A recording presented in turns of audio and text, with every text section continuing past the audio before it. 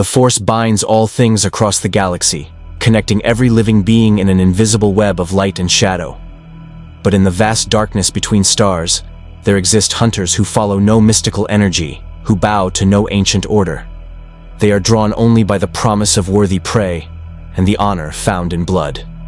Tonight, one such hunter would descend upon a forest moon, and the Ewoks of Endor would learn that some nightmares arrive from beyond the stars. The Yautja hunting vessel tore through real space with violent precision, its pilot tracking electromagnetic signatures toward the outer rim. The warrior had traveled far from his clan's hunting grounds, seeking challenges worthy of his growing collection. Thermal scans indicated primitive settlements below, small, furred bipeds dwelling in tree structures. Beneath his biomask, the predator's mandibles clicked with anticipation, a worthy warm-up before claiming greater trophies.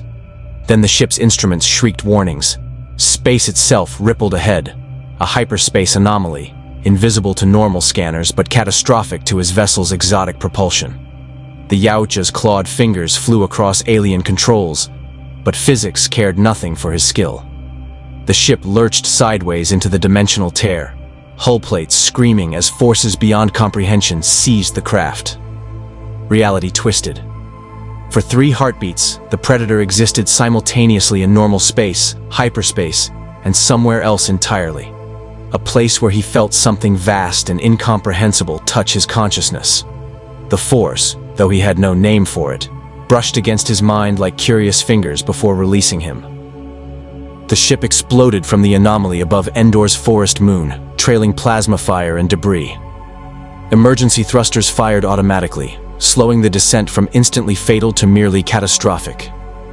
The Yautja braced as ancient trees rushed upward, their canopy swallowing his vessel in an explosion of leaves and shattered branches. Impact. The world became violence and noise. Metal tore. Systems failed. The Predator's body absorbed punishment that would pulverize human bones, his enhanced physiology and armor preventing death by margins measured in millimeters. When motion finally ceased, he hung inverted in his crash harness, emergency lighting casting his scarred face in crimson. His biomask's display flickered, damaged but functional. Atmospheric analysis, breathable. Gravity, manageable. Threats, unknown. The Yautja triggered his harness release, dropping into a crouch among the wreckage. 8 feet of muscle and hunting instinct, he surveyed the ruins of his ship with cold calculation. The vessel was destroyed beyond repair. No distress beacon would reach his clan across the dimensional barrier he'd crossed. This moon would be his hunting ground until he could scavenge parts for a new transmitter, or until death claimed him. The Predator's mandibles spread in what might have been a smile. So be it. He would make worthy prey of whatever lived here. He gathered his equipment with practiced efficiency. Plasma caster mounted and calibrated, wrist blades sharp enough to slice through durasteel. Combi stick collapsed and mag-locked to his belt. Smart disc charged and ready. Medicomp confirmed functional, critical for extended hunts. His cloaking device activated with a shimmer, bending light around his form until only the faintest distortion remained visible to the keenest eye. The Predator's thermal vision revealed heat signatures throughout the forest, small clusters in the trees, larger concentrations deeper in the woods. His biomask's targeting system tagged potential prey, calculating distances and approach vectors. The furred bipeds registered as warm-blooded mammals, primitive tool users judging by the wooden structures his sensors detected. Perfect. The hunt would begin with these tree dwellers, claiming skulls to replace those lost in the crash. Then he would seek the electromagnetic signatures his damaged sensors detected kilometers away. Something technological, something that might provide the components he needed. Above, Endor's sun filtered through the canopy in golden shafts. Night would fall in hours. The Predator preferred darkness for his initial stalking, when fear magnified and prey made mistakes. He would observe these creatures first, learn their patterns, identify the strongest among them. A twig snapped nearby. The Predator's head swiveled with predatory precision, thermal vision highlighting a small signature moving through the underbrush. One of the furred bipeds, no more than a meter tall, carrying a primitive spear. The creature investigated the crash site with curious chittering sounds, unaware that death watched from 3 meters away. Too easy. The predator remained motionless as the Ewok scout circled the wreckage, examining scorched metal with small, delicate fingers. This one was young, inexperienced, not worthy. The hunter's code demanded challenge, opponents who could fight back, trophies earned through skill and risk. The scout departed after several minutes, scampering back toward the Canopy village with information about the fallen star. The predator followed, silent as moonlight, leaving no trace of his passage across the forest floor. His thermal vision tracked the scout's path upward into massive trees, revealing an entire settlement constructed among the branches. Wooden platforms, rope bridges, hide-covered huts. The village bustled with activity. Dozens of the small creatures moved about their evening routines, preparing food, tending fires, crafting tools and weapons. Warriors stood watch at strategic points, armed with spears and bows. Primitive, yes, but organized. Tribal structure, hierarchies. The predator's mandibles clicked with interest. Then he saw them, the largest warriors, standing guard near the village center. Taller than their kin, scarred from battle, carrying weapons that showed real craftsmanship. These were fighters. These might be worthy. The predator settled into a hunting blind, invisible among the leaves, and watched. He would learn everything before the killing began. Patterns, weaknesses, which warriors deserved to be trophies, and which were merely prey. Night fell over Bright Tree Village, and the Ewoks had no idea their world had just become a hunting ground. Morning brought unease to Bright Tree Village, though none could name its source. Warriors who normally joked during watch duty spoke in hushed voices. Mothers pulled cubs closer. Even the forest seemed quieter, as if the trees themselves sensed something predatory in their midst. Wicket W. Warwick noticed first because noticing was his gift, or curse, depending on who you asked among the tribe. While other young Ewoks focused on hunting lessons or warrior training, Wicket watched. He saw patterns. He understood that sometimes danger wore no face and made no sound. 3 scouts had left before dawn to check trap lines in the eastern forest. Standard patrol, routine enough that the village barely marked their departure. But Wicket marked it because Wicket marked everything. He sat on his favorite observation platform, supposedly practicing knot tying but actually tracking the canopy for his friend's return. The sun climbed. The scouts didn't. "You worry like an old mother hen," Tebow said, climbing onto the platform with his medicine pouch rattling. The young mystic was Wicket's closest friend, though their approaches to the world differed drastically. Tebow trusted spirits and omens. Wicket trusted his eyes. "They're probably just found a honey tree. You know how Carrick gets around sweets." "Carrick would have sent signal smoke by now," Wicket replied, his dark eyes scanning the tree line. 3 hours past check-in. Something's wrong. Something's always wrong in your head. But Tebow's casual tone didn't match the way his paw moved to the bone charms around his neck. The mystic had been casting stones all morning, and the patterns troubled him. Death stones kept appearing. Stranger stones. Warnings from spirits that spoke in languages even he couldn't interpret. Chief Chirpa's horn sounded. Not the war call, but the assembly tone. Wicket and Tebow scrambled down rope ladders to the village center, where elders gathered around the chief's platform. Chirpa was ancient by Ewok standards, his gray-brown fur streaked with white, but his eyes held the sharpness of a warrior who defended this forest through decades of imperial occupation. "The Eastern Patrol has not returned," Chirpa announced, his gravelly voice carrying across the assembly. "Paplu, take 5 warriors. Track them. If they've fallen into Imperial hands, we'll negotiate ransom. If they've met forest predators, bring back the bodies for proper ritual." Paplu, brave, reckless Paplu, who'd once stolen a speeder bike just to see if he could, beat his spear against his chest in acknowledgement. He selected warriors with quick efficiency: Kazak the archer, Flitchy the tracker, Leektar the blade master, and 2 younger fighters eager to prove themselves. Wicket stepped forward. "Let me go with them." "You're not a warrior," Chirpa said, not unkindly. The chief valued Wicket's cleverness, but cleverness didn't replace combat training in situations like these. "Which is why you need me. Warriors think like warriors. If something smart killed them, you need someone who thinks differently. Wicket's voice carried the quiet confidence that made some tribe members uncomfortable. Young Ewoks weren't supposed to contradict chiefs, even respectfully.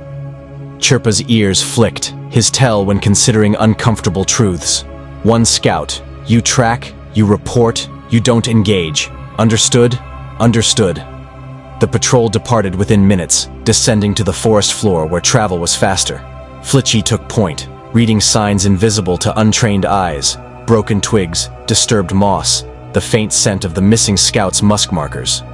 The trail led east, exactly following the route the dawn patrol would have taken. 2 kilometers from the village, Flitchy stopped so abruptly that Paplu nearly walked into him. The tracker knelt, examining the forest floor with his snout nearly touching the ground. When he looked up, his expression carried confusion that bordered on fear. The trail ends. Ends how? Kazakh demanded. Ewoks don't fly. I mean it ends. Flitchy gestured at the ground, at the trees, at the air itself. Carrick's scent is here. I'd know his musk anywhere. Then nothing, like he vanished mid-step. No struggle, no blood, no drag marks. Just gone. Wicket examined the area while the warriors checked for threats. Flitchy was right. The signs ended impossibly. But impossibility was an answer in itself. Something had taken the scouts without leaving evidence, which meant either magic or technology beyond Ewok understanding. Spread out, Paplu ordered. 20-meter search radius. Look for anything unusual. They found the second scout 15 meters away, and Wicket wished they hadn't. The body hung inverted from a tree branch, suspended by thin cord that looked nothing like Ewok rope. The scout's chest had been opened with surgical precision, organs removed, skin peeled back in decorative patterns. Worst of all, the skull was missing, severed cleanly at the neck with a cut so perfect no Ewok blade could have made it. Liktar vomited. The younger warriors backed away, spears raised against threats they couldn't see. Paplu stood frozen, his warriors' training warring with primal horror. Wicket forced himself to look closer, fighting his churning stomach. The killing was methodical, almost ritualistic. The body had been displayed deliberately, posed to be found. This wasn't about eating or defending territory. This was about sending a message. I am here. I am superior. You are prey. No animal does this, Tebow whispered, having followed despite orders to stay with the village. His bone charms clattered with his trembling. The spirits scream warnings. Something walked through the veil between worlds. Something that hunts for pleasure, not survival. A sound, barely audible, like air moving over metal. Wicket's head snapped up, searching the canopy. For just a heartbeat, he saw something wrong with the light itself, a shimmer like heat distortion where no heat existed. Then it was gone, leaving only swaying branches that shouldn't be swaying in the still air. It's watching us, Wicket said quietly. Right now. It's watching, and we can't see it. Kazakh fired his bow at the shimmer's location. The arrow passed through empty air and embedded itself in tree bark. Nothing screamed, nothing fell. But somewhere in the canopy, something clicked. An alien sound, organic yet mechanical, predatory yet intelligent. Back to the village, Paplu ordered, his voice tight. Now, combat formation. Watch the trees. They retreated, expecting attack with every step. None came.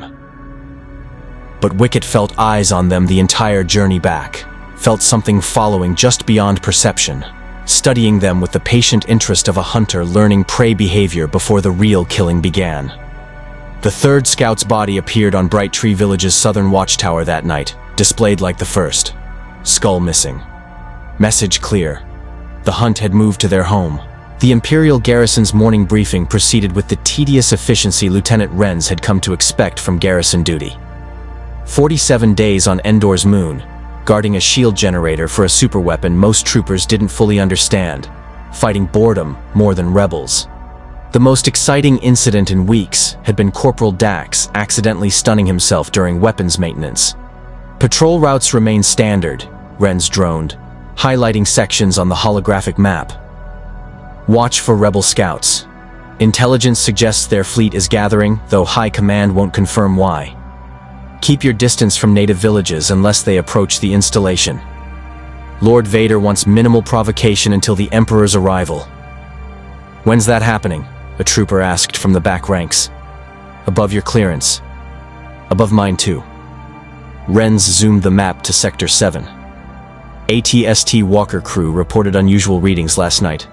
Electromagnetic pulse consistent with a ship crash, approximately 15 kilometers northeast. Could be rebel infiltration. Sergeant Bastra, take your squad. Investigate and report. Bastra acknowledged with practiced boredom. Another day, another patrol in endless trees.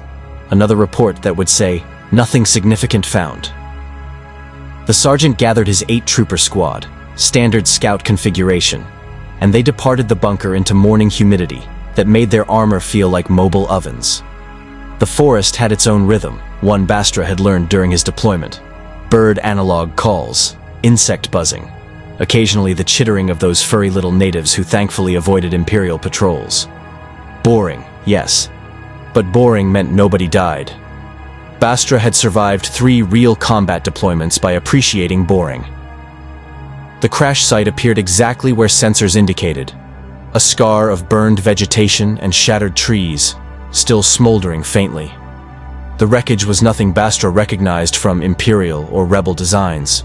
Organic curves mixed with angular plates, metal that seemed to shift colors in different light, symbols that matched no language in his helmet's database. Command, this is Scout 7 Actual, Bastra reported. Confirming crash site. Unknown vessel design, no survivors visible. Wreckage appears salvageable for intelligence analysis. Copy, Scout 7. Secure the site. Salvage team dispatching. Acknowledged. Bastra gestured his squad into perimeter positions. Standard search pattern. Watch for survivors or hostile activity. Corporal Vex, run an energy scan. Let's make sure this thing isn't leaking radiation or... Vex's scream cut through helmet comms, sharp and terrified, then stopped abruptly. Too abruptly. Bastra's training took over instantly. Contact! Defensive positions! Identify the threat! Troopers scrambled into cover, weapons raised, scanning for enemies. The forest looked exactly as it had seconds before. Trees, undergrowth, dappled sunlight. No attackers, no movement, no Vex. Vex! Report! Silence on comms. Anyone have visual? Negative, came the responses. Lost him. He was just there, another trooper said, his voice tight. Right there, 10 meters away, then gone. Bastra's gut twisted. Troopers didn't just disappear. Titan formation. Back-to-back covering fire positions. Whatever took him is still... Another scream. This time from Trooper Jax on the perimeter's opposite side. Bastra spun toward the sound, saw white armor jerked upward into the canopy with inhuman speed. Then nothing. No rappel line. No grapple. Just gone. Open fire! Suppressing fire into the canopy! Blaster bolts laced through trees, red energy cutting leaves and branches. Nothing fell. No return fire. The forest absorbed their panic without response. Bastra's helmet display showed 6 green signals, 6 troopers still alive, him included. They'd lost 2 in 30 seconds to an enemy they couldn't see. Command, Scout 7 Actual, taking heavy casualties from unknown hostiles, invisible or cloaked. Request immediate movement at the edge of his vision. Bastra turned, rifle rising, but saw only shimmer, like heat distortion, like light bending wrong. He fired anyway, full auto, pouring bolts into the distortion. The shimmer moved. Faster than should be possible, it closed distance, and Bastra realized his mistake. You couldn't suppress what you couldn't see, couldn't flank what moved faster than your reaction time. His rifle was swatted aside with force that cracked the weapon's casing. Then pain exploded across his chest as something impossibly sharp punched through armor that was supposed to stop blaster fire. Bastra looked down at the 2 blades emerging from his chest. Silvery metal, curved like scythe talons, dripping with his blood. The blades retracted, and he fell, his helmet's medical sensors screaming warnings his brain no longer processed. Through dimming vision, he saw it. The shimmer faded, revealing something that didn't belong in any galaxy. 8 feet tall, powerfully built, with mottled skin the color of deep space. It wore armor that was equal parts protection and intimidation, metal mesh, bone trophies, technological components Bastra didn't recognize. But the face would follow him into death's darkness. A mask covered most of it, studded with alien technology. But he saw the mandibles, the way they spread around a mouth that suggested something reptilian and insectoid at once. The creature's head swiveled, regarding the remaining troopers with cold calculation. Its shoulder-mounted weapon tracking targets. 3 troopers broke, running for the garrison. The others stood their ground, firing desperately. The creature moved through blaster fire like it was rain, dodging, weaving, too fast for standard targeting computers. Its shoulder weapon fired once with a sound like tearing metal. And a trooper simply ceased to exist, vaporized into component atoms by whatever physics-defying energy the weapon projected. Bastra tried to reach his comlink, to warn the garrison about what was coming. His fingers wouldn't respond.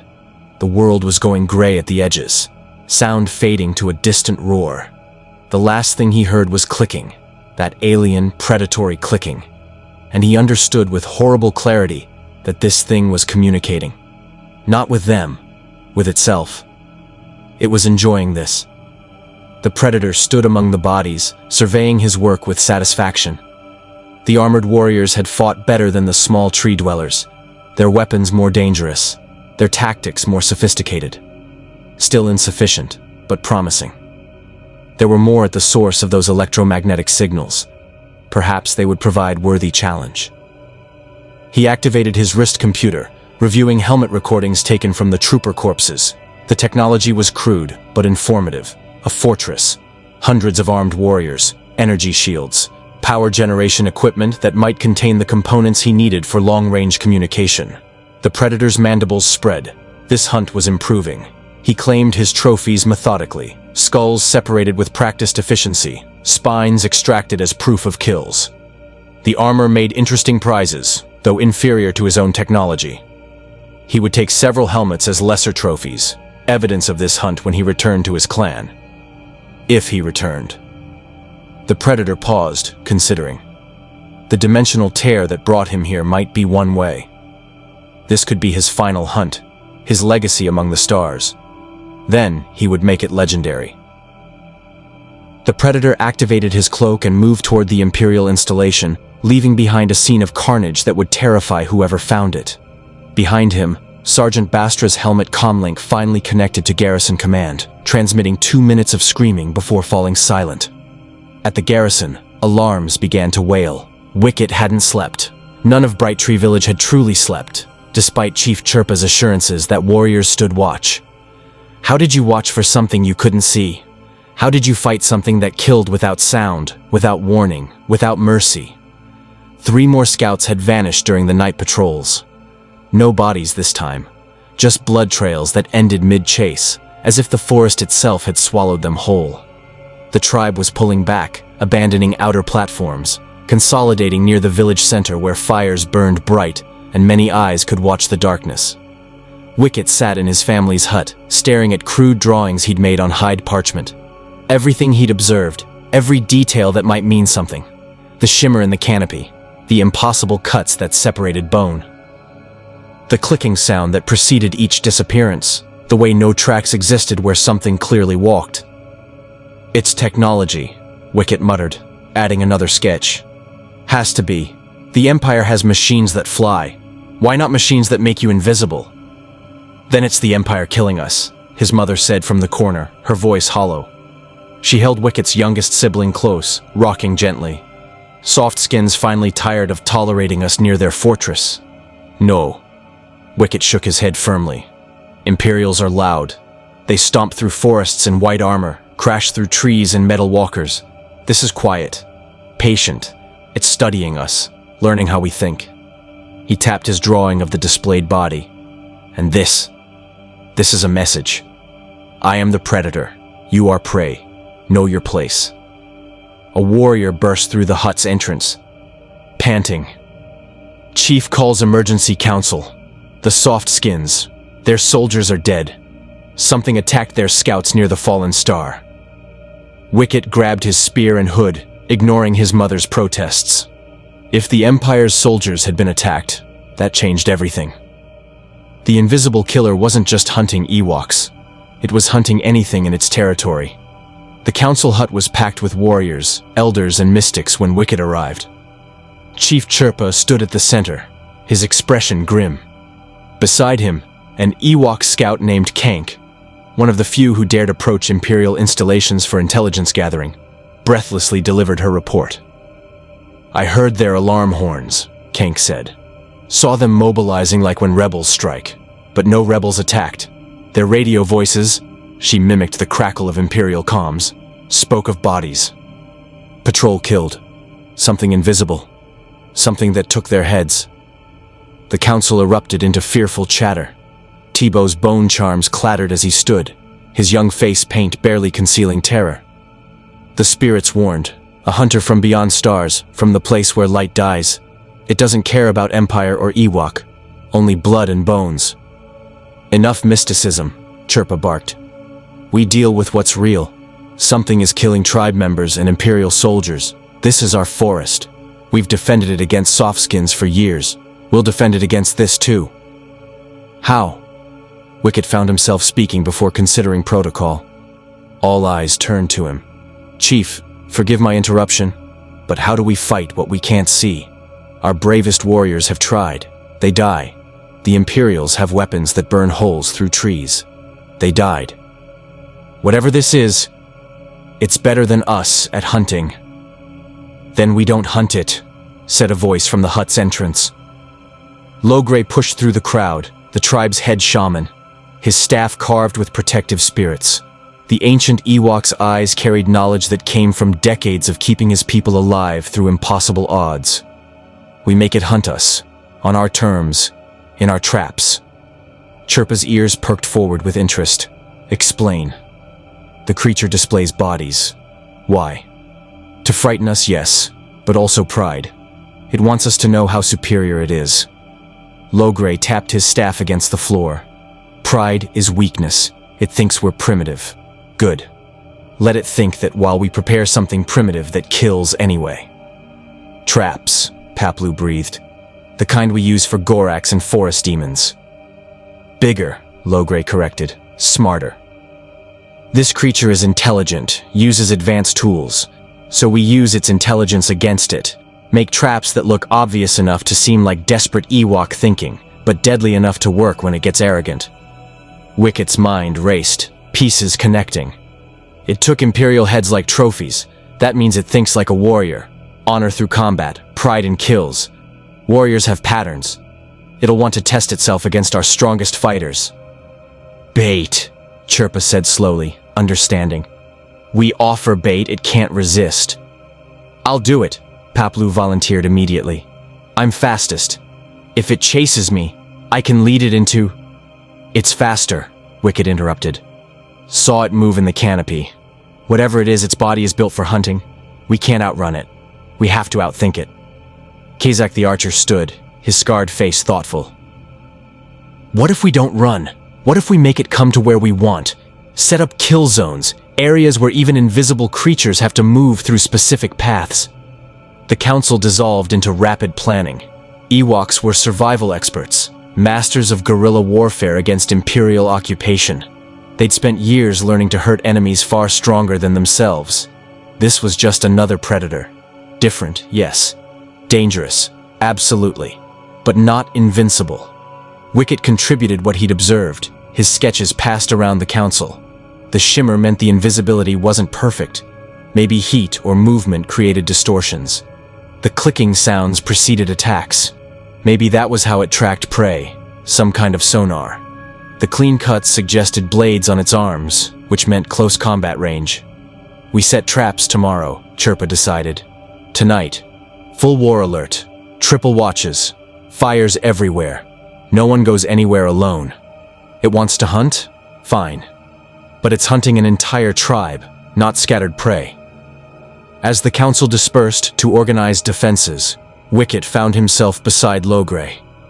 The old shaman regarded him with those unsettling eyes that seemed to see through pretense. "You have questions." "Why us?" Wicket asked quietly. "Whole galaxy out there. Why does this thing pick our forest, our tribe?" "Because we're here," Logray said simply. "Predators don't choose prey for reason. They choose what's available. Bad fortune that the falling star landed near us. Worse fortune it carried something hungry." He placed a weathered paw on Wicket's shoulder. "But fortune changes. That's what being Ewok means. Making our own fortune when galaxy doesn't give it freely. What if we can't kill it? Then we make it wish it never found us. Even if creature kills us all, let it remember Ewoks fought back. Let it carry our marks when it hunts next prey. That's what warriors do. Fight even when winning isn't guaranteed." Wicket nodded, though fear coiled in his stomach. He was clever, yes. Observant, absolutely. But he wasn't a warrior. He'd never killed anything larger than a Hanadak, never fought in real combat. Now his observations might be all that kept his tribe alive. That night, Bright Tree Village blazed with firelight. Warriors stood watch in shifts, spears ready, eyes scanning darkness between the trees. Wicket took his turn at watch, staring into the forest, seeing threats in every shadow. Somewhere out there, something watched back. Learning, planning, enjoying the fear it created. The hunt was far from over. The Millennium Falcon dropped out of hyperspace above Endor's emerald moon with the sort of rattling protest that made Han Solo question his life choices. Again. "I'm telling you, the hyperdrive is running on prayers and spite," Han muttered, wrestling with controls that had been temperamental since Tatooine. "One more jump like that and we'll be walking home." "She'll hold together," Leia said from the co-pilot seat, though her tone suggested hope more than confidence. Behind them, Chewbacca growled his own mechanical concerns while Luke studied the forest moon through the viewport, his expression distant. "You feel something," Leia observed. Not a question. She'd learned to recognize that look on her brother's face. "Something wrong," Luke said quietly. "The Force is disturbed here, like ripples from a stone thrown into a pond. But I can't see what made the splash." He shook his head, frustration evident. "Could be the Emperor. His presence disrupts everything." "Could be we're flying into a trap," Han added helpfully. "Remind me why we're landing on a moon crawling with Imperials." "Because that's where the shield generator is," Leia replied with the patience of someone who'd explained this mission 3 times already. "We disable it, the fleet destroys the Death Star. We fail, the Empire wins everything." "Right. No pressure." Han guided the Falcon through the upper atmosphere, sensors sweeping for Imperial patrol patterns. "Okay, I'm picking up the shield generator. Massive power signature, exactly where the Bothan said. Also picking up standard garrison transmissions, AT-ST patrols, and..." He frowned. "That's weird. Define weird in a way that won't make me regret this mission more than I already do." Emergency Imperial channels are screaming, like full panic screaming. Multiple units requesting reinforcement, medical evacuation, reporting casualties from unknown hostiles. Han adjusted the comm frequencies, listening to the chatter. They're talking about something that attacks patrols. Something invisible. Luke's hand moved to his lightsaber. "The dark side? They're saying it takes trophies, skulls, spines." Han's voice carried genuine unease. "That doesn't sound like Force users. That sounds like something else entirely." Chewbacca roared a question. Han nodded. "Yeah, Chewie's right. Could be rebel commandos softening up the garrison before we arrive. Indigenous resistance. Or..." The Falcon lurched as proximity alarms shrieked. Something metallic screamed across their hull. Not weapons fire, more like they'd hit debris in atmosphere. Han's fingers flew across controls, stabilizing their descent. "What the hell was that?" "Scanning," Leia reported, checking sensors. "Debris field approximately 2 kilometers ahead. Composition unknown. Electromagnetic signature suggests recent crash within the last day." "Another ship?" Luke leaned forward, studying the readouts. "But whose?" The profile doesn't match Imperial or Rebel designs. Maybe our invisible trophy hunter flew here, Han suggested. Maybe something shot them down and now they're taking out their frustration on stormtroopers. Frankly, I'm okay with that. We're not, Leia countered firmly. If there's an unknown hostile on this moon killing indiscriminately, it's a threat to our mission. We need to know what we're dealing with. Han sighed, the sigh of a smuggler turned rebel who knew when he was losing an argument. Fine, but we're landing away from both the Imperials and whatever's eating them. Agreed? Agreed. There. Leia pointed to a clearing 2 kilometers from the shield generator. Dense forest cover. No Imperial patrol routes according to our intelligence. The Falcon settled into the clearing with a grace that betrayed her ungainly appearance. The boarding ramp lowered into humid air thick with organic scents, growth and decay mixing in the eternal cycle of forest life. The strike team assembled quickly. Han, Luke, Leia, Chewbacca, and a half-dozen rebel commandos who looked far too young for this sort of suicide mission.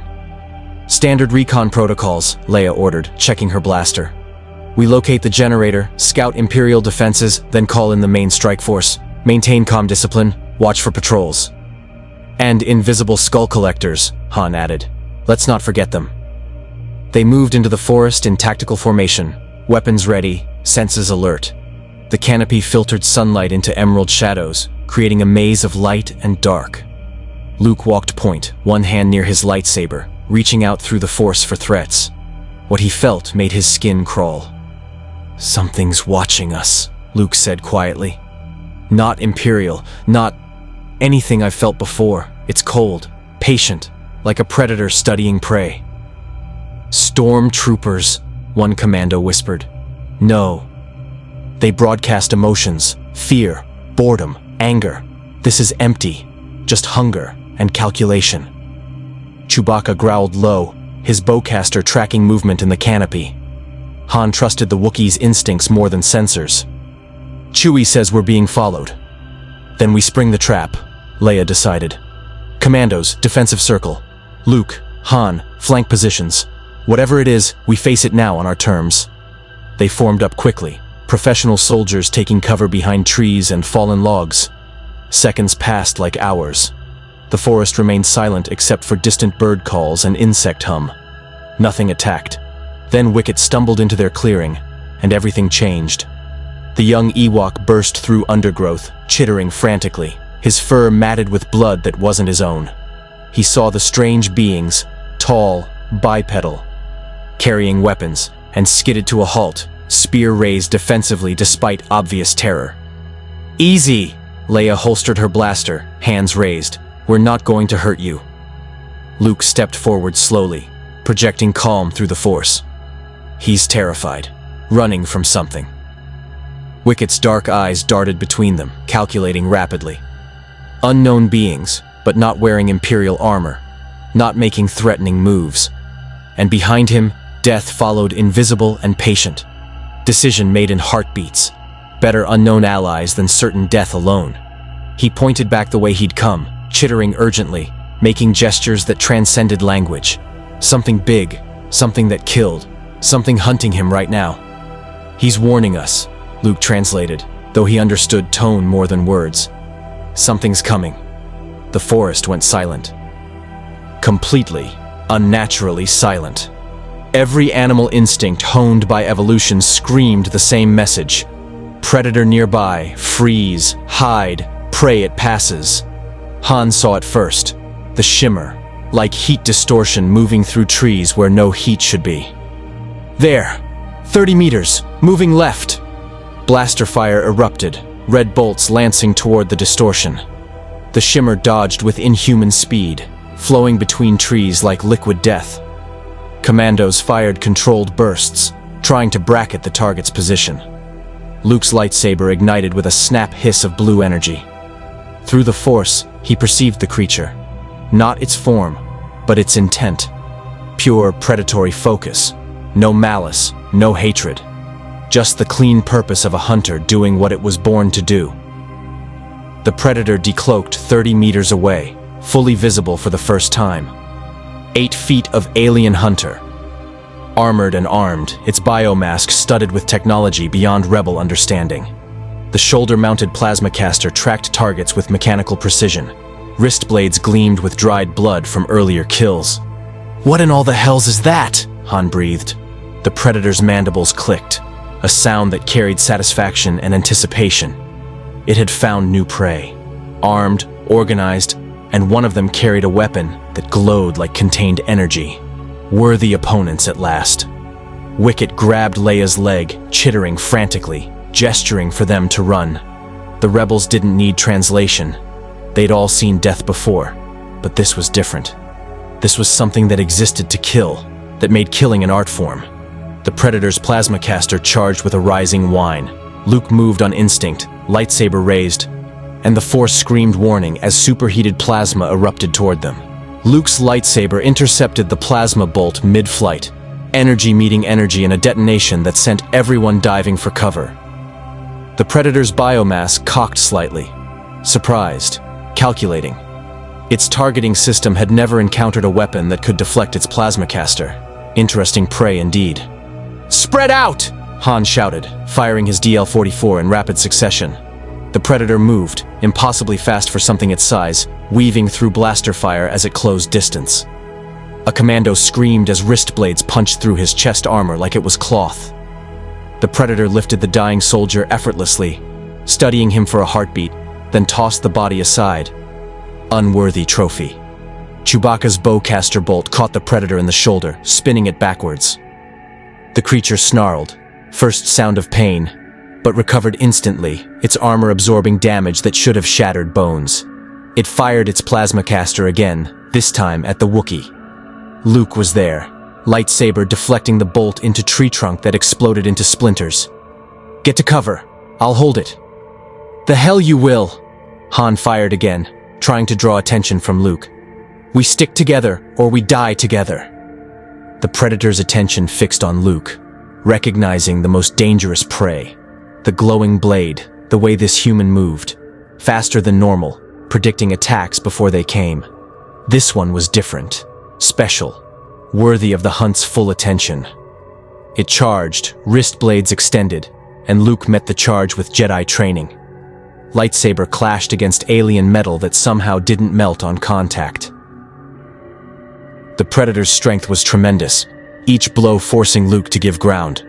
But the Jedi had fought Vader, had trained in techniques perfected over millennia. They exchanged a flurry of strikes, blue energy blade meeting curved wrist weapons in cascades of sparks.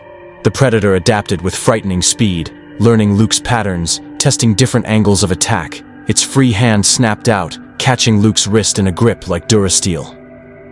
Luke kicked hard into the creature's midsection, using the Force to amplify impact.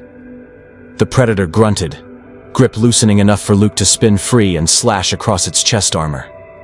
The lightsaber scored deep, melting through outer plates, but the mesh beneath absorbed the worst of it. The Predator triggered its cloaking device and vanished. "Luke!" Leia's warning came too late. The invisible hunter struck from behind, slamming Luke into a tree with bone-jarring force. The lightsaber flew from his grip, deactivating as it hit the ground meters away. Wicket saw what the others couldn't, the slight distortion, the way leaves moved in the shimmer's wake. He'd spent days watching this demon hunt his people. He knew its patterns now. The young Ewok hurled his spear with all his strength, not at where the shimmer was, but where it would be. The spear punched through the Predator's thigh, primitive wood penetrating mesh armor through sheer luck and desperation. The creature roared, a sound that belonged in nightmares, and flickered visible again, its cloaking system disrupted by damage. Chewbacca didn't waste the opening. His bowcaster bolt hit center mass, sending the Predator crashing through undergrowth. The hunter rolled to its feet, ichor leaking from wounds, and its plasma caster swiveled toward the Wookiee. "Chewie, down!" Han tackled his partner as plasma superheated the air where they'd stood. Trees exploded into flame. The forest itself became a weapon as burning debris rained across the clearing. Luke retrieved his lightsaber, pushing through pain from cracked ribs.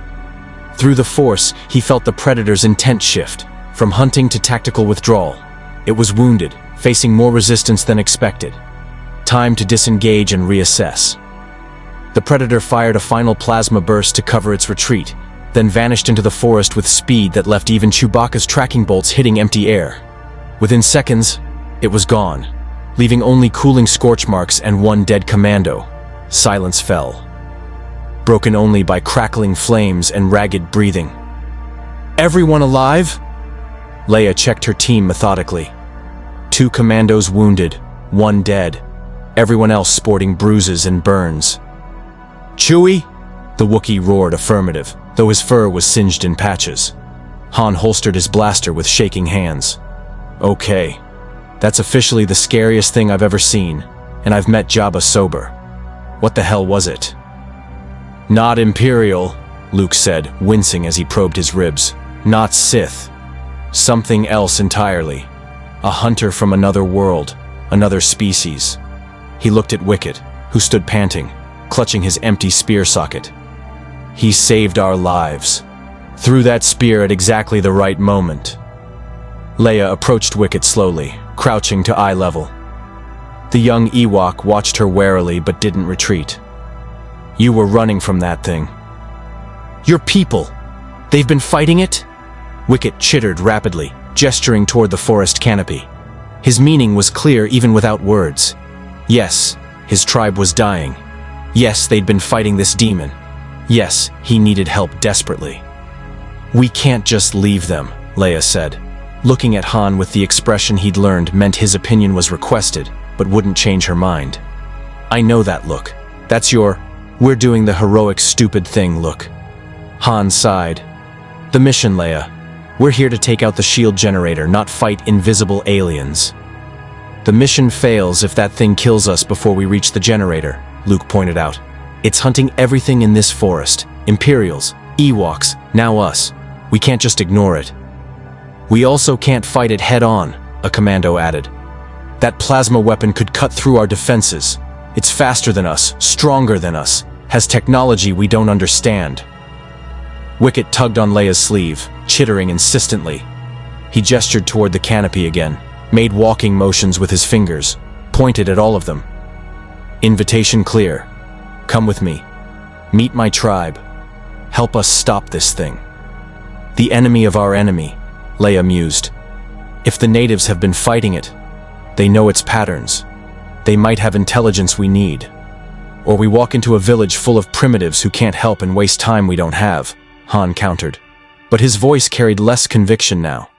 That thing had nearly killed them all, and if it decided to stalk them to the shield generator, the mission was dead anyway. Luke made the decision. We go with him, help his people, learn what we can about this hunter, then we proceed with the primary mission. He met Han's skeptical gaze. "The Force led us here to this moment. That's not coincidence." "I hate when you go mystical on me," Han muttered. "Fine. We follow the teddy bear to his village, make friends with more teddy bears, and somehow kill an 8-foot alien death machine. Simple." Chewbacca barked his agreement, ruffling Wicket's fur affectionately. The young Ewok chittered something that might have been thanks, or might have been please don't let me regret this, then led them deeper into the forest. They walked in tactical formation, weapons ready, scanning constantly for the shimmer that meant death. Wicket navigated with confidence born of lifelong familiarity, leading them through paths that minimized exposure to the canopy. "He knows what he's doing," Leia observed. "Look how he roots us, always under thickest cover, never crossing open spaces. He's learned to move like prey." "Probably how he survived this long," Luke agreed. Through the Force, he felt the young Ewok's emotions. Fear, yes, but also determination and surprising courage. This small being had faced horror that would break many warriors, yet he continued fighting. The trees thickened as they climbed elevation toward Bright Tree Village. Rope bridges became visible between massive tree trunks, wooden platforms constructed with impressive engineering. Faces appeared in shadows. Ewok warriors, spears and bows trained on the newcomers. Wicket called out in his chittering language, gesturing at his companions. The warriors didn't lower their weapons, but they didn't fire either. A tense negotiation followed, Wicket clearly arguing their case while suspicious scouts watched the tall strangers. Finally, an ancient Ewok emerged from a central hut, Chief Chirpa, authority evident in his bearing despite his small stature. He studied the rebels with shrewd eyes, then spoke to Wicket at length. The young Ewok responded earnestly, pointing at each rebel, miming the fight they'd just survived. Chirpa's expression shifted from suspicion to calculation. He gestured them forward. "I think we just made first contact," Han said. "This is either the start of a beautiful friendship or we're about to be dinner." "They're vegetarians," Luke said, smiling slightly. "The Force is strong in this place. These beings are more than they appear." As Rebel and Ewok sized each other up, neither group realized the Predator watched from 200 meters away, biomask recording everything. The wounded hunter treated its injuries with Medicomp technology, analyzing the fight data. The glowing blade warrior, dangerous, fast, used something like precognition. The tall furry one, strong, accurate with primitive projectile weapon. The quick-shooting human, skilled tactician, protective of companions. The female leader, calm under pressure, natural authority. And the small tree dweller who'd speared him, clever enough to read a cloaked opponent's movement, worthy of respect. The Predator's mandibles clicked. This hunt had become complex. Multiple worthy prey, working together, using tactics instead of just strength. Perfect. It would claim them all. The council hut overflowed with warriors, elders, and now these strange, tall beings who'd fought the demon and survived. Chief Chirpa addressed the assembly with Logray translating through gestures and crude drawings that bridged the language gap. 3 nights, the demon hunts. 27 Ewoks dead. Imperial soldiers dead. Now you. Chirpa gestured at the rebels. Also hunted. Enemy makes no distinction. Kills all. Leia studied the crude maps Wicket had drawn, showing attack patterns and body discovery locations. Despite the primitive artistic style, the intelligence was solid. It's establishing territory. These kill sites form a perimeter around something. Probably its crash site.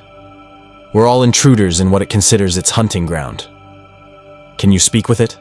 Logray asked through gesture. Make peace. Luke shook his head sadly. I tried to sense its intentions through the Force. It's not evil. Not in the way the dark side is evil, but it's absolute in purpose. Hunting isn't what it does, it's what it is.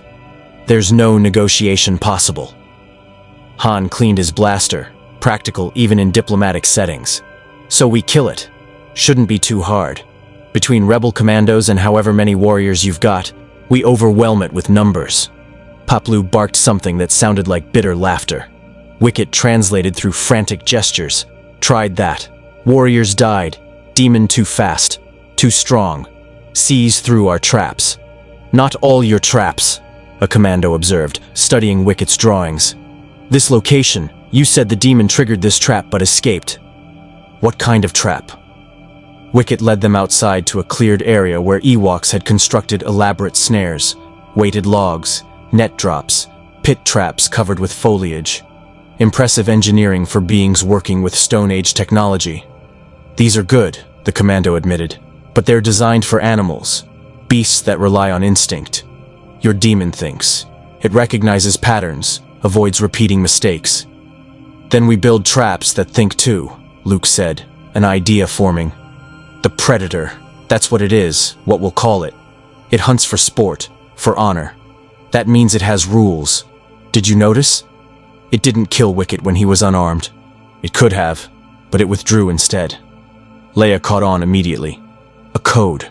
It only hunts armed prey. That's why it took Imperial soldiers but not civilians near the garrison. Honor-bound warriors, Chewbacca growled thoughtfully. Han nodded agreement. Chewie's right. Some cultures consider hunting unarmed targets dishonorable. If this thing follows that code, we can exploit it. Chirpa's ears perked forward with interest. Through Wicket's increasingly complex gesture language, they hammered out a plan that married Ewok ingenuity with rebel tactics and Jedi insight. The Predator wanted worthy prey, they'd give it targets it couldn't resist. The Predator learned trap patterns, they'd build traps within traps, false positives that taught wrong lessons. The Predator was faster and stronger, they'd fight with terrain and technology, Force it into kill zones where physical superiority meant nothing. "We need bait," Paplu said through gesture, volunteering immediately. Other warriors stepped forward. Kazakh, Liktar, Tebow, despite his fear. These Ewoks had spent years fighting Imperial occupation. They knew how to face impossible odds. "I'll be bait," Luke said. "It's fixated on me. On this." He ignited his lightsaber briefly, blue blade humming. A weapon it's never seen before, that blocked its plasma weapon. "It'll want to claim me as a trophy." "Absolutely not," Leia said flatly. "We lose you. We lose our best chance against the Emperor." "We lose any of us. The mission fails anyway," Luke countered. "But I'm the only one who can sense it coming through the Force. That makes me the logical choice." The argument raged while Wicket watched with growing respect. These tall beings argued like family, fierce, but caring. The glowing blade warrior would sacrifice himself. The sister would sacrifice anything to protect him. The fast-shooting one would sacrifice his safety for all of them. The furry giant would die before leaving his small friend. They were tribe. Different species, but tribe nonetheless. Wicket made his decision. He chittered sharply, cutting through the debate. When all eyes turned to him, he pointed at himself, then at Luke, then made walking gestures together. Partnership. The demon wanted worthy prey. It would face Ewok and Jedi together, or neither. Chirpa started to protest. Wicket was young, untested in real combat. But Logray placed a weathered hand on the chief's shoulder. "Boy has survived 3 days stalking demon. Watched its patterns, learned its thinking. He's earned warrior's right."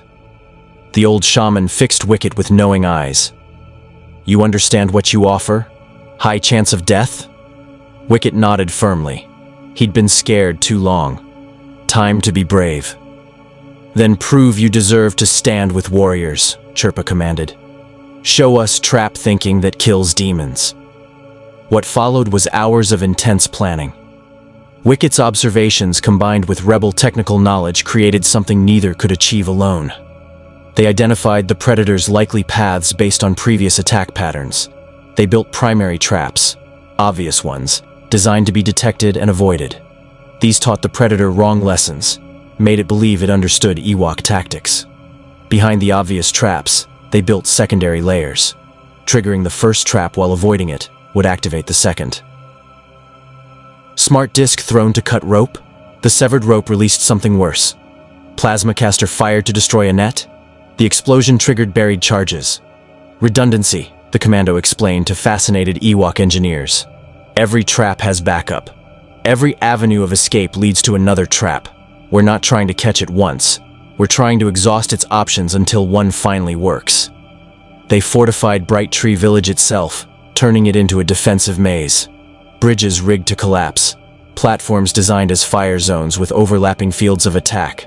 Huts packed with warriors ready to spring ambushes. The rebels contributed their remaining thermal detonators, carefully placed to maximize damage when triggered. Han worked with Ewok craftsmen, showing them how to modify their weapons. Bowstrings here, tighter tension, spears there.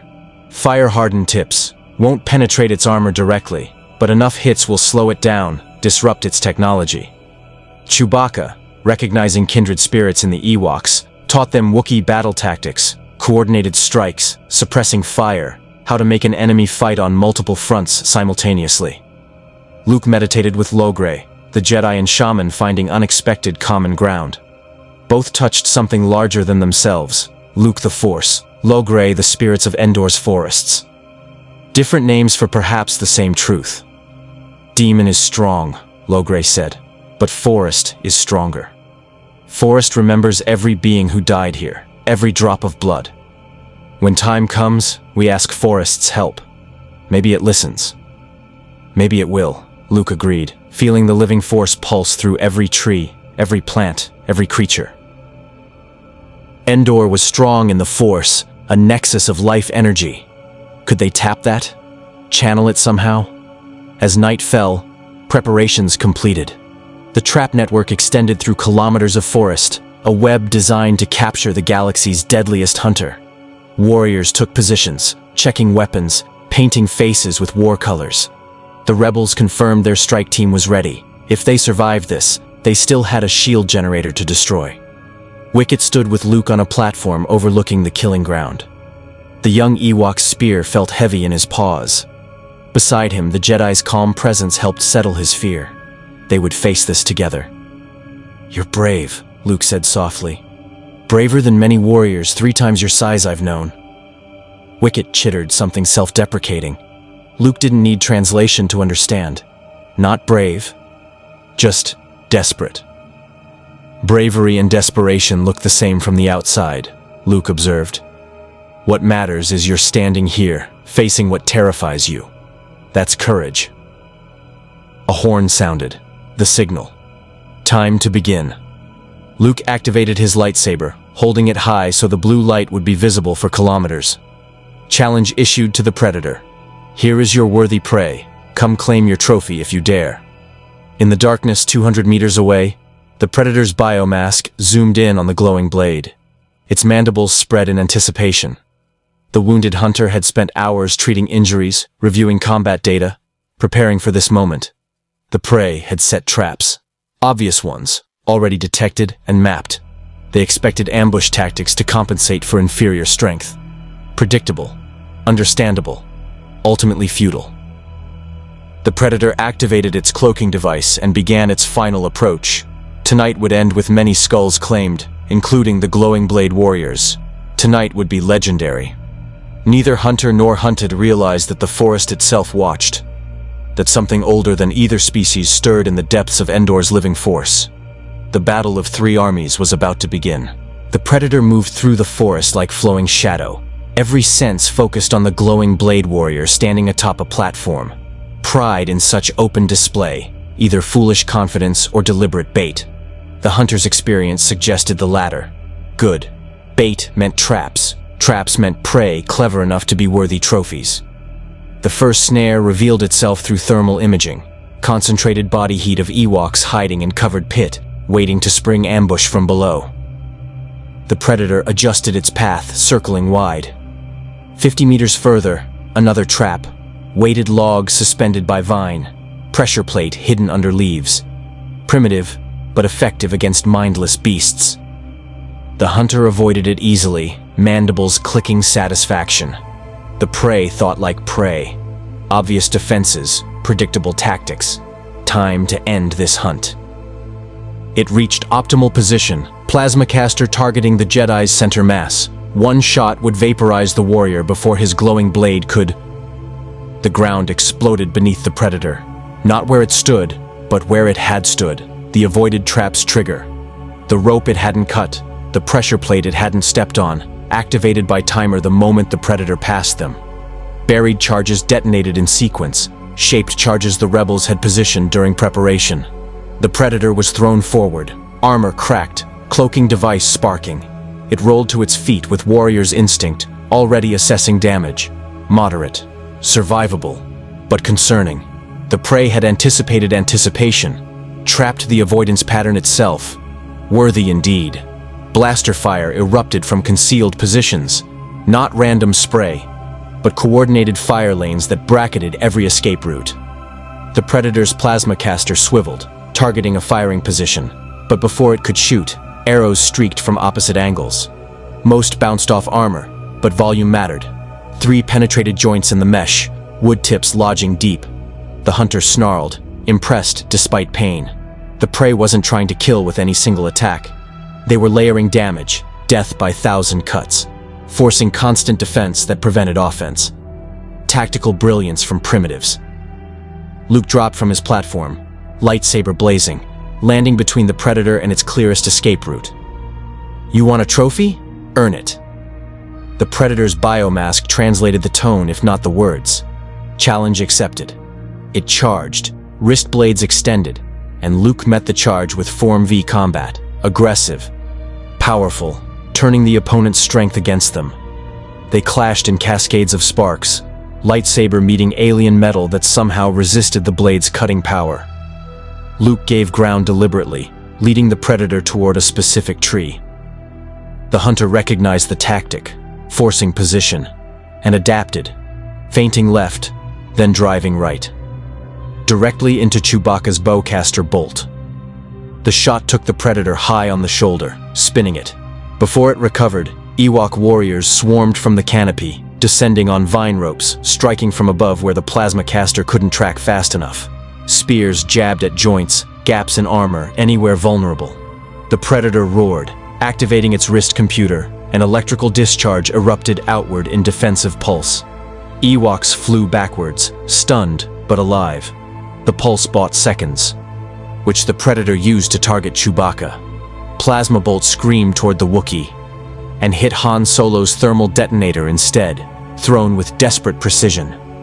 The explosion was tremendous, engulfing the Predator in superheated destruction. Trees shattered. The forest floor became a crater. Silence fell, broken only by crackling flames. "Did we get it?" a commando whispered.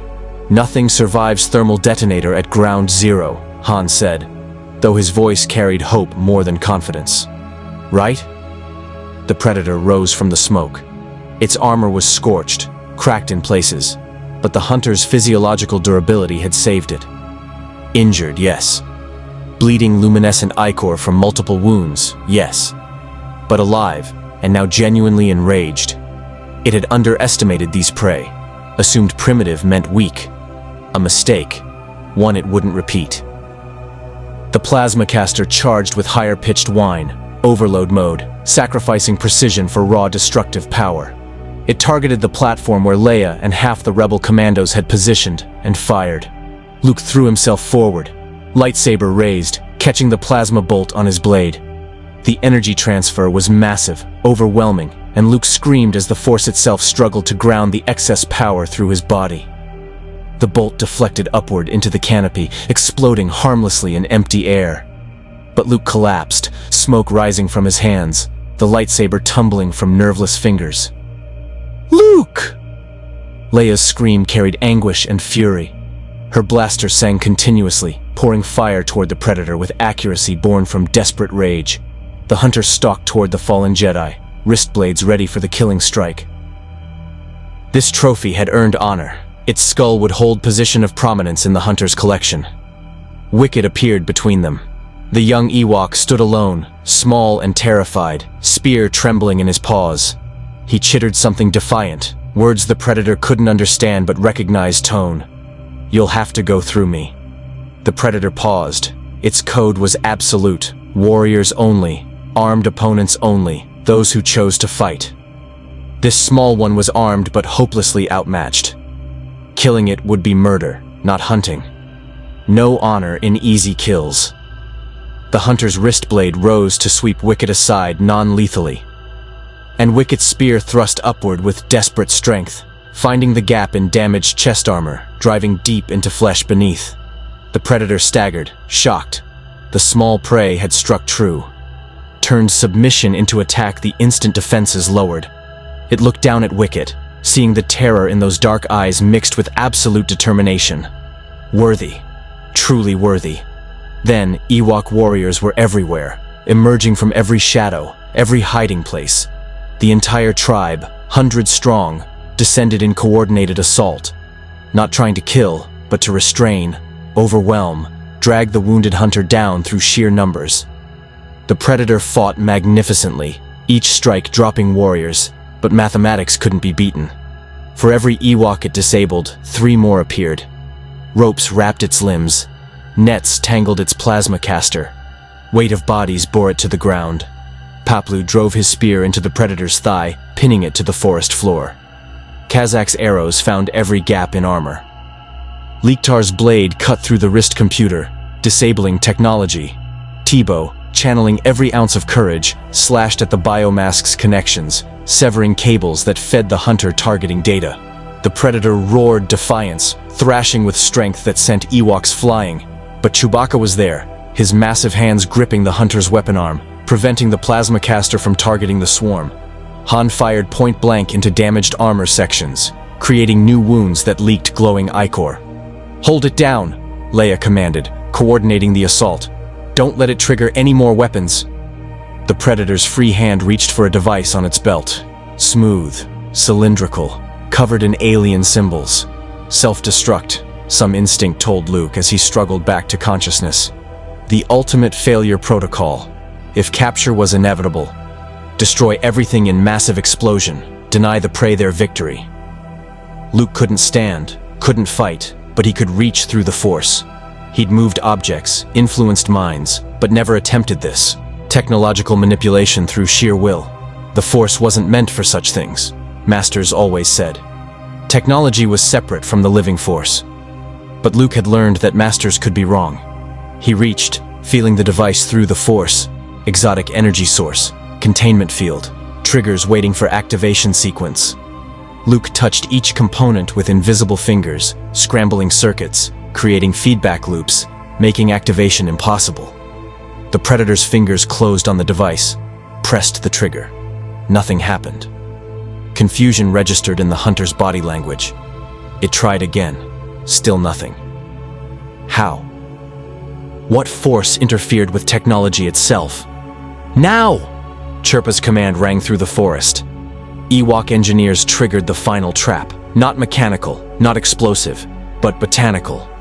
Vines erupted from the forest floor, grown rapidly through techniques Logray had spent hours preparing, channeling Endor's rich life force into accelerated growth.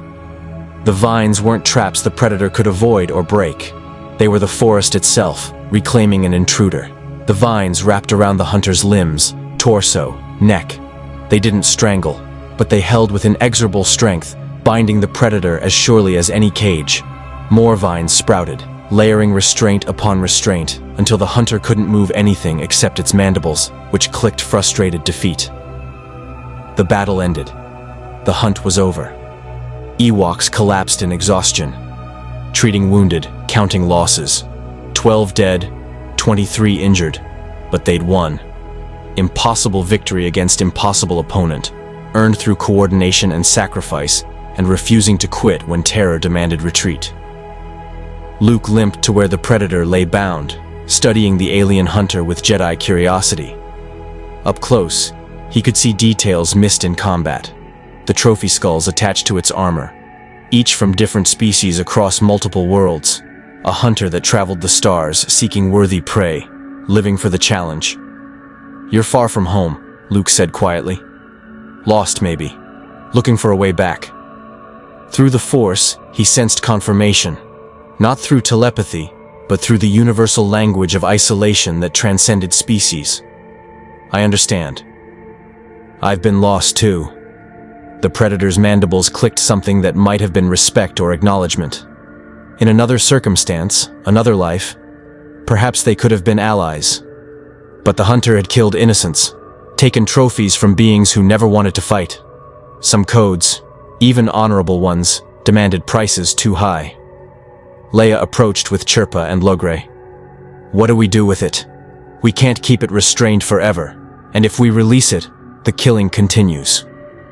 "Execute it," a commando suggested grimly.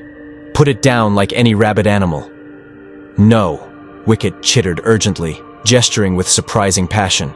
Through improvised sign language, he made his point. The demon fought with honor at the end, could have killed him but hesitated, showed mercy when it didn't have to. That earned consideration, not execution. "The cub has wisdom," Logray said. "Demon killed our people, yes, but demon also follows its nature. Forest cat kills because it must hunt. We don't hate cat, we avoid it, defend against it, but we don't hate." "This isn't a forest cat," Han objected. "It's an intelligent being making choices. It chose to hunt, chose to kill. And now chooses to accept defeat," Luke observed. The Predator had stopped struggling, lying still in its bonds, watching them with eyes that held intelligence and something like resignation. "Look at it. It's not fighting anymore. Not because it can't, but because it recognizes the hunt is over." "So we imprison it? For how long?" Leia asked. Chirpa considered, then spoke through gesture and Logray's interpretation. "Demon's ship crashed, yes? Demon wanted parts from our forest, from Imperial Fortress. We deny those parts. We keep Demon bound until our forest business finishes. Then we decide final judgment." The shield generator mission, Luke realized. "We still have to complete it. We can't babysit a captured alien hunter while infiltrating an Imperial installation. Leave warriors here, Chirpa suggested. Guard demon. Rest of tribe helps your mission. We want Imperials gone from our forest. Common enemy makes allies. It was pragmatic, tactical, and completely unexpected. The rebels had assumed they'd need to convince the Ewoks to help. Instead, the tribe was volunteering, motivated by years of Imperial occupation, by desire to reclaim their forest, and now by trust earned through shared battle against common threat. The Empire has weapons you've never seen, Leia warned. ATSTs, speeder bikes, trained soldiers. This won't be like fighting one hunter. Wicket chittered confidently, gesturing at the bound predator. Logray translated with faint amusement. If we kill demon from stars, we can kill men in white shells. Han laughed despite everything. Kid's got a point. Anyone who can take down that thing can probably handle stormtroopers. He looked at Leia. What do you think? Accept the fuzzball's help? I think we just witnessed the impossible, Leia said, watching Ewok warriors tend their wounded with practiced efficiency, showing discipline and courage that rivaled any military force. I think we'd be fools to refuse. She turned to Chirpa. We accept your alliance. We fight together to free this forest from the Empire. Chirpa beat his spear against the ground in affirmation. Around him, warriors echoed the gesture, creating rhythmic thunder that proclaimed unity and determination. The predator watched from its bonds, understanding transcending language barriers. It had come to this moon seeking worthy prey and found something unexpected. Warriors who valued honor, who showed mercy when victory was won, who fought not for glory, but to protect their home. In the hunter's culture, defeat by superior warriors brought no shame, only respect. These beings had earned that respect in blood and courage. If this was to be its end, it would be an end worthy of remembering. Luke felt the shift through the Force, the Predator's acceptance, its recognition that the hunt had found conclusion. He knelt beside the bound hunter, meeting its eyes directly. You're a warrior. So am I. Under different circumstances, maybe we fight together instead of against. But you killed people I'm sworn to protect. I can't forget that. The Predator's mandibles clicked slowly. Acknowledgement, perhaps agreement. But you fought with honor at the end, Luke continued. That means something. To me, to them. When this is over, when the Empire is driven from this forest, we'll decide what happens to you. Until then, you're our prisoner. Will you accept those terms?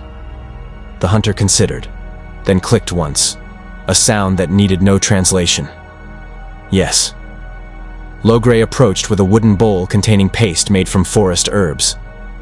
This numbs pain, helps healing. Permission to treat wounds? The predator's head dipped slightly.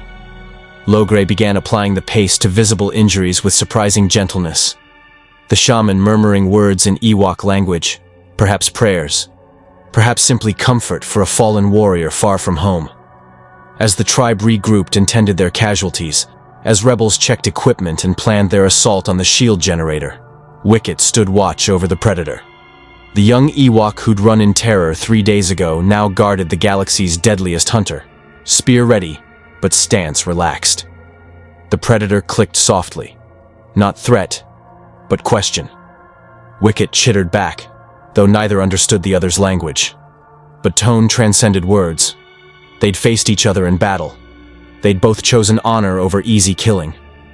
In that shared experience, a strange mutual respect had formed. Tomorrow would bring new battles, new dangers. The Empire still held the forest. The shield generator still protected the Death Star. The fate of the galaxy hung in balance. But tonight, on Endor's moon, ancient enemies had become unlikely allies. And in the shadows of the forest, the living force pulsed with approval, recognizing that even in war, honor and mercy could still find purchase. The predator closed its eyes, accepting captivity with warrior's dignity, while around it, two species prepared for the battle that would change everything. Dawn broke over Endor's forest with deceptive tranquility, mist curling through ancient trees as if the night's violence had never occurred. But the Imperial garrison's command center told a different story. Sensor arrays detecting movement in the forest, multiple signatures converging on the shield generator bunker.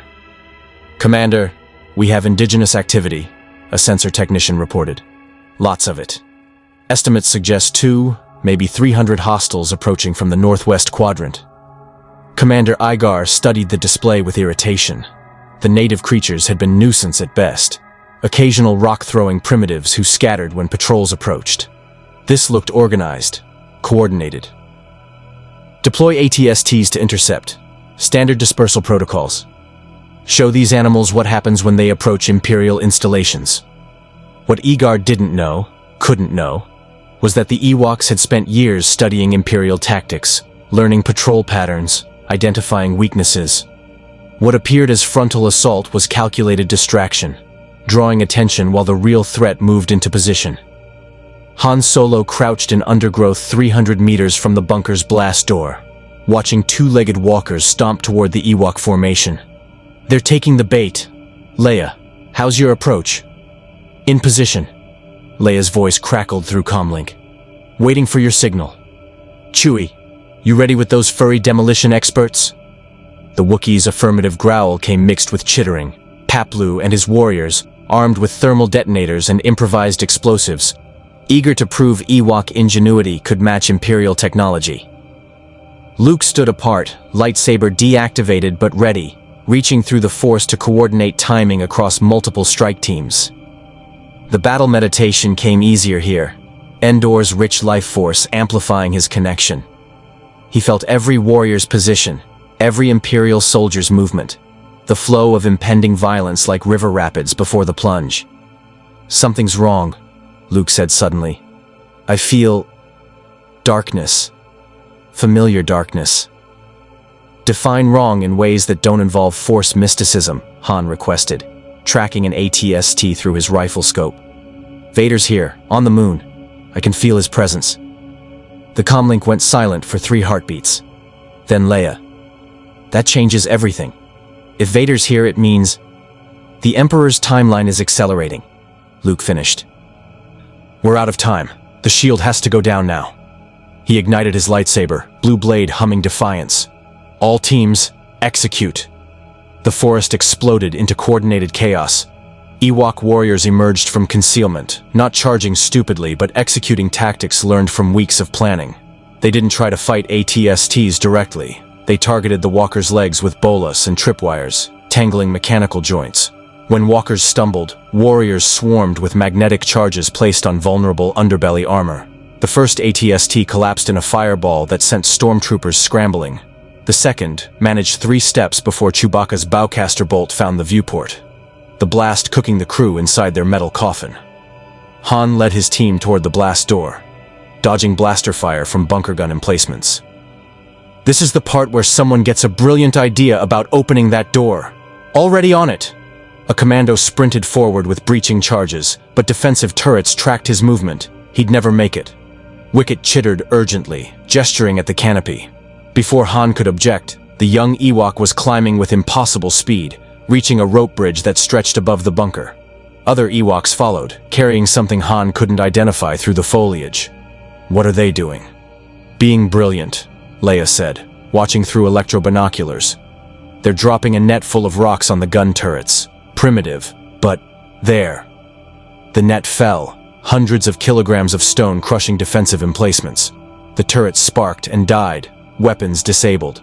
The commando completed his sprint, slapping charges on the blast door. "Fire in the hole!" The explosion was surgical, precise, blowing the door inward without collapsing the entrance. Han charged through smoke, blaster singing, dropping stormtroopers before they could recover from the concussion. Rebels and Ewoks poured into the bunker together, unlikely allies united by common enemy. The shield generator chamber was massive, humming with power that fed the defensive screen protecting the Death Star in orbit. Imperial technicians fled or fought desperately, but they were engineers, not soldiers. The real resistance came from the garrison's elite troops, veterans who held the main corridor with disciplined fire. Luke deflected blaster bolts with his lightsaber, advancing steadily, each swing and parry buying space for warriors behind him. He felt Vader's presence growing stronger. The Dark Lord was approaching, drawn by Luke's force signature like moth to flame. "Set the charges," Leia commanded, coordinating the demolition team. "We've got maybe 3 minutes before reinforcements arrive." "Make it 2, Luke warned. "Vader's coming." The blast door at the corridor's far end shrieked open, and darkness walked through. Darth Vader stood silhouetted in emergency lighting, black armor absorbing illumination, respirator breathing its mechanical rhythm. His lightsaber ignited with crimson snap hiss, and the temperature seemed to drop 10 degrees. "Son." Vader's voice carried layers of meaning, recognition, hunger, terrible love twisted into weapon. "You have grown strong, but you are not ready to face me." "I don't have to beat you," Luke said, positioning himself between Vader and the demolition team. "I just have to delay you." They clashed, blue meeting red, and the Force itself shuddered at the collision of bloodlines. Vader's technique was flawless, economical, each strike designed to kill or disable.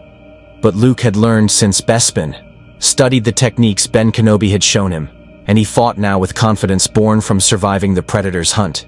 He was faster than Vader expected, more skilled, and the living force of Endor itself seemed to flow through him, amplifying every movement. Luke gave ground deliberately, leading Vader away from the demolition team, buying precious seconds. "Charges set!" the commando shouted. 30 seconds to detonation! "Everyone out!" Leia ordered, already shepherding warriors toward the exit. Han grabbed Luke's shoulder. "Kid, we gotta go now." "I know!" Luke parried a devastating strike from Vader, then pushed through the Force, shoving his father backwards. Not far. Vader's strength in the dark side was immense, but far enough. "Go! I'm right behind you." He wasn't, and they both knew it. Vader recovered, pressing the attack, and Luke found himself defending desperately, losing ground, trapped between his father and the ticking charges. Then Wicket appeared, small and impossible, throwing his spear at Vader with suicidal courage. The spear bounced harmlessly off Vader's armor, but it bought heartbeats. Vader's attention shifted to the small creature who dared attack a Sith Lord, and Luke used those heartbeats to force-push Wicket toward the exit while he sprinted in the opposite direction. "Luke!" Leia's scream echoed through the bunker. The charges detonated. The shield generator exploded in cascade failure, each system triggering the next, creating fireball that consumed the bunker's interior.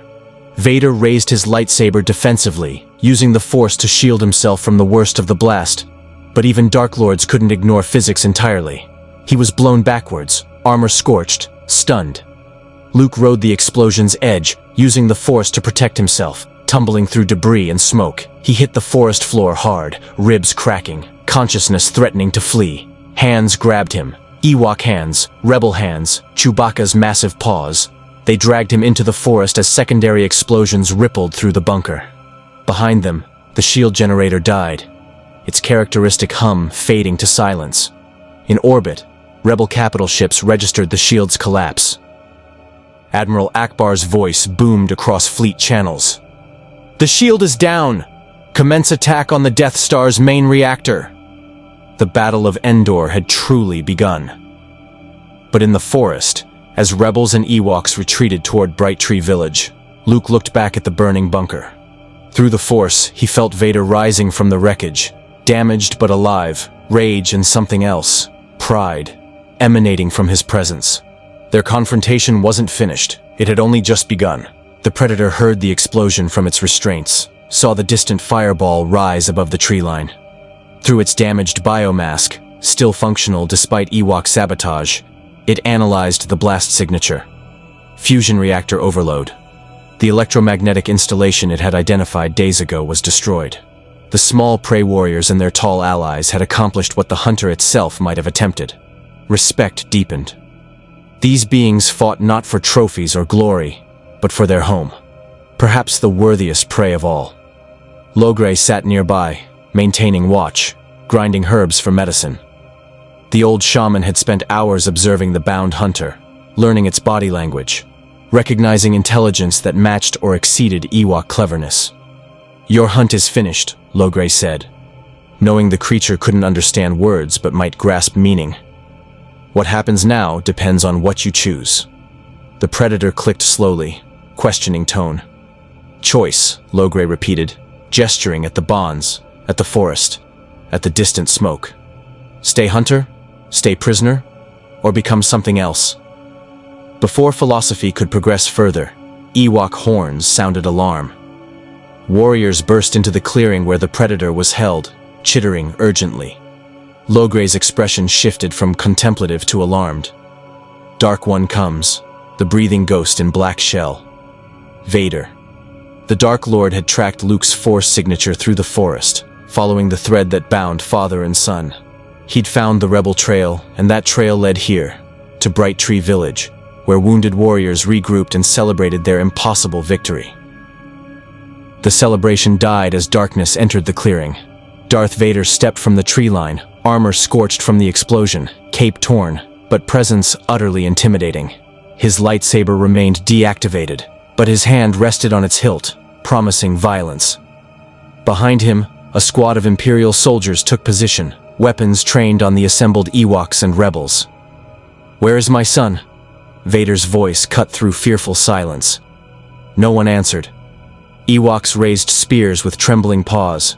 Rebels checked their weapons, knowing blasters would be useless against Sith Lord. Chewbacca growled protectively, positioning himself before Leia. "I will ask once more." Vader's hand tightened on his lightsaber. "Where is Luke?" "Gone," Leia lied with politician smoothness. "Evacuated to the fleet. You're too late." Vader's mask turned toward her. And even through Durasteel, his disappointment was palpable. "You lie poorly, sister. I feel his presence, wounded but alive, nearby." His gaze swept the village. "Surrender him, and I will leave this place intact. Resist, and I will burn everything." "You'll have to go through all of us," Han said, stepping forward despite suicidal odds. "And there's a lot of us." "Numbers are irrelevant." Vader's lightsaber ignited, crimson blade casting bloody light across the clearing. "I have killed hundreds. What are dozens more?" He advanced, and the Force itself seemed to retreat before him. Ewoks fired arrows that stopped in midair, held by invisible grip, then launched back at their senders. A commando fired his blaster only to watch the bolt deflect harmlessly away. This wasn't combat. This was demonstration of absolute superiority. Then the Predator moved.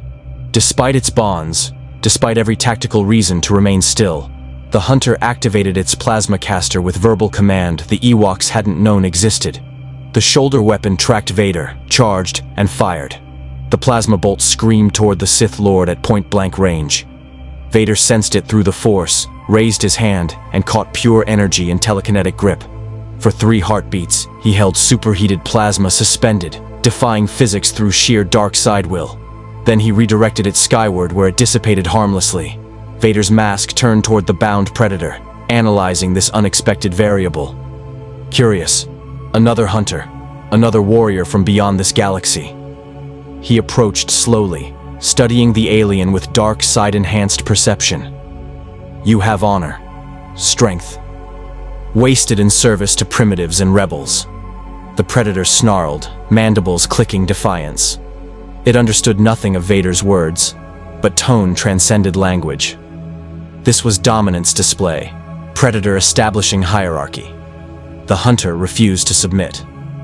"Join me," Vader offered, extending his hand. "I sense your desire for worthy combat. The Empire offers unlimited battlefields, unlimited prey, freedom to hunt across the stars." His hand made gesture, and the Force severed the vines binding the Predator. "Or die here forgotten, your trophies claimed by those who defeated you." The Predator stood slowly, testing freed limbs, damaged systems protesting but functional. It looked at Vader, at the assembled warriors who'd captured it, at Wicket who stood with spear raised despite obvious terror. A choice. Join the Dark One. Hunt across stars without restriction, or honor the warriors who'd shown mercy when victory was theirs. The Predator's mandibles clicked a rhythm that might have been laughter. It raised its plasma caster toward Vader and fired. The Sith Lord blocked again, but this time the Predator was ready. While Vader focused on the plasma bolt, the Hunter threw its smart disc, spinning blade that curved through air with guided precision, targeting Vader from behind while he defended against frontal assault. Vader sensed it, spun, caught the disc telekinetically. The effort cost him. Split attention meant the plasma bolt got closer before deflection. He was being forced to fight seriously against an opponent using tactics he hadn't encountered. "Foolish," Vader said, crushing the smart disc through force compression. "You chose death." "No," Luke's voice called from the village hut where he'd been recovering. He emerged, battered but standing, lightsaber ignited. "It chose honor, something you've forgotten." Father and son faced each other while chaos erupted around them.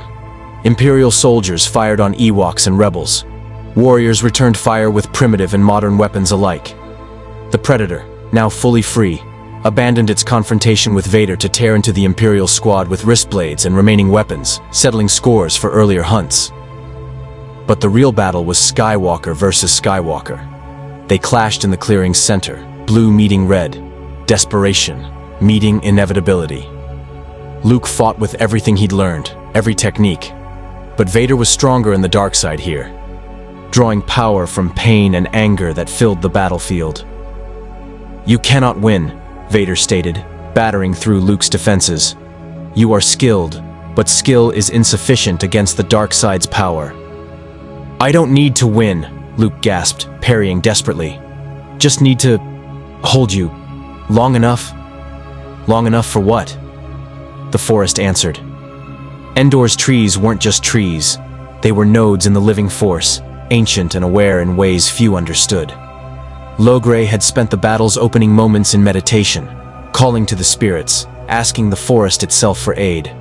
Now that aid arrived. Vines erupted around Vader, not the controlled growth that had bound the Predator, but wild, furious nature responding to threat against its children. They wrapped around the Dark Lord's limbs, his torso, growing with impossible speed. Thorns penetrating gaps in armor. Vader snarled, using the Force to tear them away, but more grew. For every vine destroyed, 3 replaced it. The forest was fighting back, and even Sith Lords couldn't battle an entire ecosystem. "Retreat!" Vader commanded his soldiers, recognizing tactical impossibility. "Fall back to the garrison!" The Imperials fled, those still alive, abandoning their hunt. Vader tore free of the vines through sheer dark side strength, but the effort cost him. He stood at the clearing's edge, staring at Luke, at the assembled warriors, at the Predator who'd chosen honor over power. "This isn't finished, my son. We will meet again, and next time, the forest won't save you." "Next time," Luke replied, "I won't need saving." Vader departed, darkness retreating into the forest. Around him, the battlefield fell quiet. Imperial soldiers were dead or fled. Ewok and rebel casualties were being tended. The Predator stood amid bodies, ichor mixing with blood on forest floor, mandibles clicking what might have been satisfaction. Wicket approached the Hunter cautiously, chittering softly. The Predator's biomask focused on the small warrior who'd saved Luke, who'd thrown a spear at a Sith Lord despite impossible odds. The Hunter clicked response, acknowledgement of courage, respect for warrior's heart in small frame. "It's thanking you," Luke translated, somehow understanding through the Force. "Saying you fight like one 10 times your size." Wicket chittered something modest. The Predator clicked again, reaching to its belt, removing something. A small blade, ornately carved, clearly a tool of significance. It offered the blade to Wicket, handle first. "It's giving you a trophy," Leia said quietly. "Not taking one. Giving. That means something in its culture, doesn't it?" The Predator confirmed with single click. Among Yautja, gifting a weapon meant recognizing equal status, warrior to warrior. This small tree dweller had earned that recognition. Wicket accepted the blade with reverent chittering, understanding the honor being shown even if he didn't grasp the cultural significance. Above them, through the canopy, space lit with distant explosions. The rebel fleet was engaging the Death Star, dogfights visible as moving stars. The shield generator's destruction had worked. The battle for the galaxy raged in orbit while the forest below recovered from its own war. "We need to move," Han said, practical even in victory's aftermath. "Vader will be back with reinforcements. We can't hold this position." "The Predator," Leia said, looking at the wounded hunter. "What do we do about it?" All eyes turned to the alien warrior. It stood alone, ship destroyed, dimensional barrier preventing return home, injuries that would take days to heal. By all logic, it should be prisoner still, threat to be contained. Luke approached, meeting the Predator's gaze. "You could have accepted Vader's offer, hunted across the galaxy with Imperial backing. Why refuse?" The Predator clicked a long sequence, gesturing at the assembled warriors, at Wicket, at the forest itself. Luke listened through the Force, understanding intent if not language. "It says, hunting without honor is just killing. These warriors showed honor in victory. That deserves honor in response." Luke smiled slightly. "It's asking permission to leave. Promising to hunt elsewhere, away from this moon, away from our people." "Can we trust it?" a commando asked skeptically. "Yes," Wicket chittered firmly, surprising everyone with his certainty. The young Ewok gestured emphatically, making his case. Logray translated. "Wicket says Demon gave warrior gift. In our culture, that creates bond. Demon won't break bond. Would be dishonor worse than death." Chirpa considered, then nodded slowly. "Let Demon go. It fought against Dark One. Enemy of Dark One is ally of Ewok." He gestured toward the forest's edge. "Go. Hunt elsewhere. If you return, return as friend, not demon." The Predator stood still for a long moment, then performed gesture unfamiliar to everyone present. Right fist over heart, head bowed slightly. A salute. Recognition of warriors who'd earned respect. Then it activated its damaged cloaking device, flickering, imperfect, but functional, and disappeared into the forest. They watched the shimmer fade into trees, gone as mysteriously as it had arrived. Above, the Death Star's reactor detonated in supernova brilliance, signaling the Empire's defeat and the Rebellion's impossible victory. The Battle of Endor was over. The galaxy was forever changed, and somewhere in the forest, a hunter from beyond the stars began the long journey towards salvaging a way home, carrying stories of warriors in a strange galaxy who'd taught it that honor transcended species and survival wasn't the only measure of strength. 3 days after the Death Star's destruction, Bright Tree Village celebrated liberation with fires that burned through the night. Ewoks danced traditional victory dances, while rebels joined with varying degrees of coordination. Luke stood apart, watching his friends embrace the moment while his thoughts remained on the confrontation to come. Vader lived, the Emperor was dead, and the galaxy's future remained uncertain. Wicket found him on a quiet platform, the young Ewok carrying the blade the Predator had gifted. He chittered softly, and Luke didn't need words to understand. The question that haunted them both. Would the hunter return? "I don't know," Luke admitted. "Its ship was destroyed, but it's resourceful. If it survives, if it finds a way across dimensions again." He paused, considering. "I think we'd know. The Force would warn us." Wicket seemed satisfied with that answer. He held up the blade, examining it in firelight, then chittered something that made Luke smile. "You're right. Having a trophy from the galaxy's deadliest hunter is pretty impressive. Your grandchildren will think you're making it up." In orbit, the rebel fleet regrouped, while Mon Mothma coordinated the transition from rebellion to government. The Empire wouldn't fall overnight, but its greatest weapon was destroyed, its Emperor dead, and hope spread across the stars faster than any transmission. On Endor's surface, Chewbacca taught Paplu Wookiee wrestling moves, while Han watched with amusement. Leia coordinated with Chirpa regarding the Ewoks' future. The Empire was broken, but remnants remained, and Endor's people deserved protection from retribution. None of them noticed the faint shimmer at the forest's edge, where a hunter watched one final time before beginning its journey towards salvaged ship components scattered across the moon. The Predator had learned something unexpected on this hunt. Worthy prey became allies, honor transcended species, and sometimes the greatest trophies were the stories you carried, not the skulls you collected. As it disappeared into the darkness, its biomask recorded final observations. Small warriors with courage beyond their size, glowing blade mystic who fought with supernatural skill, furry giant with strength matching its loyalty, quick-shooting human with tactical brilliance, female leader who commanded without intimidation, and a forest moon that had taught a hunter from the stars that some hunts were meant to be survived, not won. The predator clicked once, satisfaction, respect, and farewell combined, then vanished into legend, leaving behind a galaxy that would whisper for generations about the demon that hunted Endor, and the unlikely warriors who brought it down through courage, honor, and the unshakable belief that even the smallest voice could roar loudly enough to be heard across the stars.